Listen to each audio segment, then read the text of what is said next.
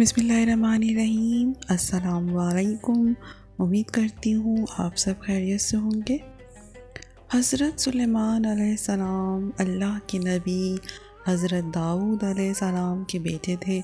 آپ بنی اسرائیل سے تعلق رکھتے تھے اور اپنے والد حضرت داؤد علیہ السلام کے بعد عنان حکومت سنبھال کر بنی اسرائیل کے بادشاہ بنے۔ آپ اللہ کے سچے پیغمبر اور انصاف پرور بادشاہ تھے۔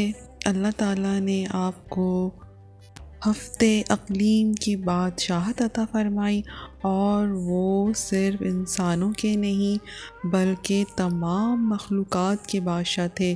چرند پرند اور جنات وغیرہ سب ان کے تابع فرمان تھے۔ اللہ تعالیٰ نے حضرت سلیمان علیہ السلام کو جتنا وسیع و عریض ملک عطا کیا ایسا کسی جن و بشر کو نہیں دیا۔ اس کے باوجود حضرت سلیمان علیہ السلام میں ذرہ بھر بھی تکبر نہ تھا۔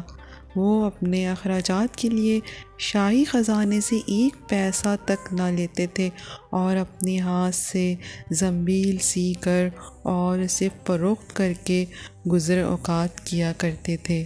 کھانے کے لیے وہ اپنے ہاتھوں سے جو پیس کر آٹا بناتے اور اس کی روٹی پکا کر کھاتے تھے۔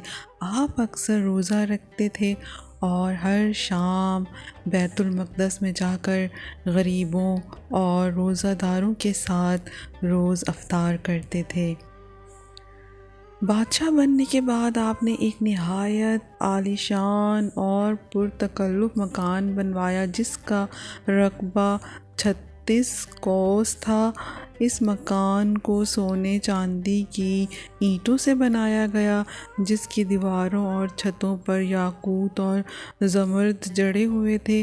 پھر اس مکان کے اندر آپ نے اپنے لیے ایک شاندار تخت بنوایا جس کی لمبائی 3 کوس تھی۔ سارا تخت ہاتھی کے دانت سے بنایا گیا تھا جو لال، فیروز اور زمرد جیسے پتھروں سے مرصع تھا اور اس کے چاروں طرف سونے کی اینٹیں لگی ہوئی تھیں۔ تخت کے چاروں کونوں پر ایسے درخت تھے جس کی ڈالیاں سونے کی تھیں اور ہر ڈال پر ایک طوطی اور طاؤس بنا کر ان کے پیٹ کے اندر مشک بھر دیا گیا تھا۔ ان درختوں کے خوشے انگوروں کی طرح تھے۔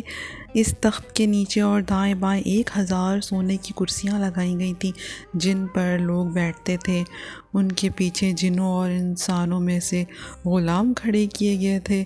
یہ تخت جنات نے بنایا تھا جو آپ کی رعایا تھے۔ جب حضرت سلیمان علیہ السلام تاج شاہی سر پر رکھ کر اس عظیم الشان تخت پر قدم رکھتے تو ان کی ہیبت سے تخت اس وقت تک حرکت کرنے لگتا اور طوطی و طاؤس بھی اللہ کے حکم سے اپنے پر پھیلا دیتے تھے جن سے مشک وغیرہ کی خوشبو نکلتی تھی۔ اللہ تعالیٰ کے فضل سے حضرت سلیمان علیہ السلام ہر جانور کی بولی اچھی طرح سمجھتے تھے۔ جب آپ تاج شاہی سر پر رکھتے تو تمام پرندے تخت کے اوپر معلق ہو کر آپ کے سر پر سایہ کرتے تھے۔ جس مکان میں تخت سلیمانی تھا اس میں کئی محرابیں تھیں جہاں عابد و زاہد لوگ بیٹھ کر عبادت الہی کیا کرتے تھے۔ حضرت سلیمان علیہ السلام ہمیشہ اللہ تعالیٰ کی ان نعمتوں کا شکر ادا کرتے اور ہر وقت اللہ تعالیٰ سے مناجات کرتے رہتے تھے۔ آپ پورے عجز و انکسار کے ساتھ اللہ کے حضور دعا کرتے تھے، یا الہی میں درویشوں کے ساتھ بھی شامل ہوں اور بادشاہوں کے ساتھ بھی۔ صرف یہی نہیں بلکہ میں پیغمبروں سے میں بھی ایک پیغمبر ہوں۔ اے میرے مالک، میں تیری نعمتوں کا کہاں تک شکر ادا کروں۔ اللہ تعالیٰ نے ہوا کو حضرت سلیمان علیہ السلام کے تابع کر دیا تھا۔ جب آپ اپنے عظیم الشان تخت پر بیٹھ کر تخت کو چلنے کا حکم دیتے تو تخت اتنی تیز رفتاری سے چلتا کہ آپ ہزاروں کوس کا فاصلہ چند منٹ میں طے کر آتے۔ آپ صبح کو ایک شہر اور شام کو دوسرے شہر میں ہوتے تھے۔ آپ کے باورچی خانہ کے لیے جنات نے بڑی بڑی پتھر کی دیگیں بنائی ہوئی تھیں جنہیں بادل پانی سے بھر دیتا۔ ان دیگوں میں روزانہ کئی ہزار اونٹ اور کئی ہزار گوسفند پکتے اور خلق اللہ صبح سے شام تک آپ کے لنگر خانے سے کھاتی پیتی۔ تو پیارے سامعین، ویڈیو پسند آئی ہو تو پلیز میرا چینل سبسکرائب کریں۔ شکریہ۔